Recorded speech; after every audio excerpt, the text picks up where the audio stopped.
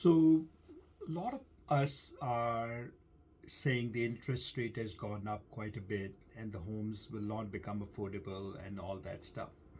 Interest rate is in perspective. When it was 3%, we waited for 2.5. When it was 4%, we waited for 3.5. When it became 6, we were happy with 5.5. When it became 7, we were okay with 6. So you see, it wasn't the interest rate. It was knowing that it's lower than what it was before. When we bought our first home in America in 1985, almost 40 years ago, you know what the interest rate was? 11 and 7 eighths with 3 points. Each point is 1% of the loan, and each point reduces the interest rate by quarter percent. So basically, we paid almost 12 and 3/4% of interest rate.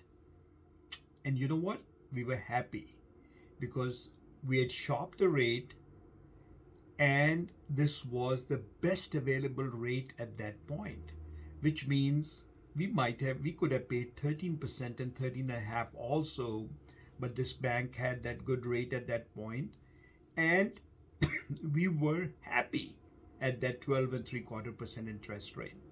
So everything is in perspective. Why were we happy at 12 and 3/4?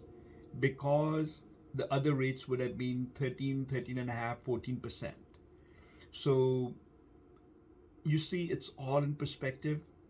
The rates are what they are. Rates do take away our affordability. The rates do tell us to buy a little less than what we can. However, it is what it is, but we must not rely on just the interest rate. We must see, is this the right home for us? Is this the right timing for us? Interest rate is very important. But when are we happy?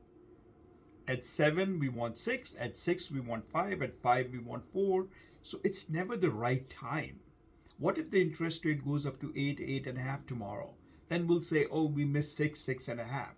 But there are people who are right now at 2 and 3/4 and 3% and 2.5 and 2.25% interest rate. Well, the timing was right for them.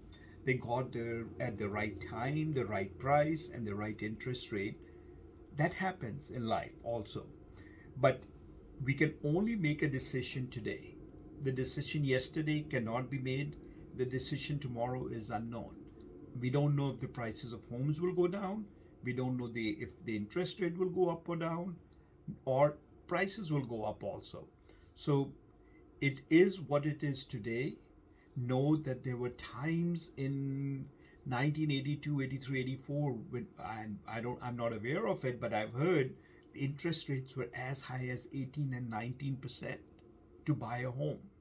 So we got spoiled in last few years a lot. Interest rates went down a lot, but these are normal rates. 5, 6 is all okay. Now, one more thing. You don't have to go for a 30-year fixed loan. Most people do not stay in a home for 30 years.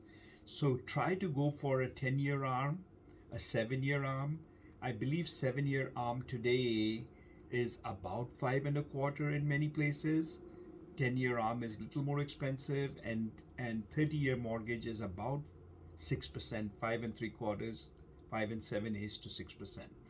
So 7-year ARM gives you a pretty good number. It's that for 7 years your rate is fixed, and the money you save in those 7 years, if you keep on paying towards principal, that means another 2, 3, 4, 5 years gotten out of that interest rate. So talk to your mortgage rep. They'll guide you properly.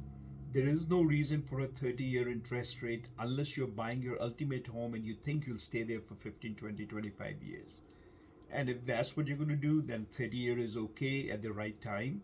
But if you feel the interest rate is high, then maybe there's no reason to go for 30-year right now. Go for 7, and then when the time comes, refinance. Start with lower and then lower again when the time comes to refinance. Any questions? We are here for you. When is the right time to buy? Right time to buy is when you're ready to buy and can qualify to buy. That's all that matters. Nothing else matters at all. It's all in perspective. Talk to you soon. Bye. Good luck shopping.